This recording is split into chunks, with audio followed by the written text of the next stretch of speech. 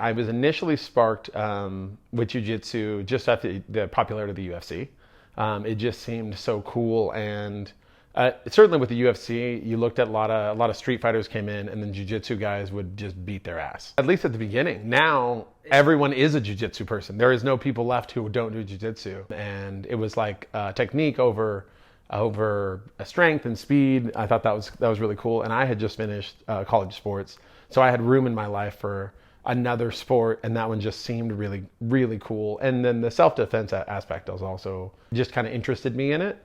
And then this most recent time, again, it was just like time in my life, I got an interest in jiu-jitsu because it's a sport I can do for a very long time. It's easy on my body. I mean, that's a great point on both the mental and the physical side. On the physical side, you get to use all of your muscles the way they're designed to be used. So like when you're lifting weights, a lot of times you'll do an abnormal exercise or unnatural exercise, like a bench press, where it's not that natural, but you put a lot of weight on it, it works with the weights.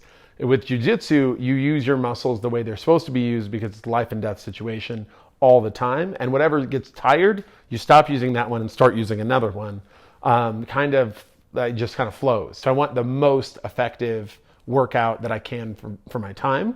And then on the mental aspect of it, jiu-jitsu is, in some ways, it's very safe. I never feel in danger there. It's never violent the way like boxing is violent. Like I never get punched in the face. However, it is still very high stakes. Like this is martial arts, and if I don't tap out, you can be choked to death, or you could have your arm broken in half. That is the game we're playing, and that's awesome. Like it's fun to know that. Also, you can get better over time. It's not that like a sprinter or a basketball player where you will never be an NBA player no matter how much you practice.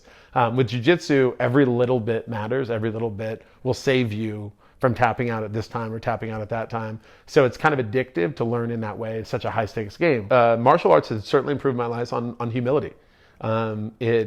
It keeps me real. It keeps me, I realize that I'm one of many people, but that doesn't mean that I'm insignificant. It doesn't mean that what I do doesn't matter. It just means that there are other people in the world. There are other people who are also significant. So we learn to work together. Wonderful, like, levels of respect that martial arts teaches you nothing. It's respect, because there's always somebody who could literally kill you in the room, and they don't because they give you respect, which teaches you how much you appreciate being respected, that you respect other people.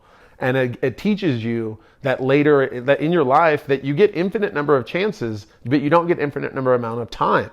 So what really costs you is not trying. That's what costs you, because you don't get this year back. But if you tried 100 times this year and failed all of them, you can still try 101. You're not out of tries.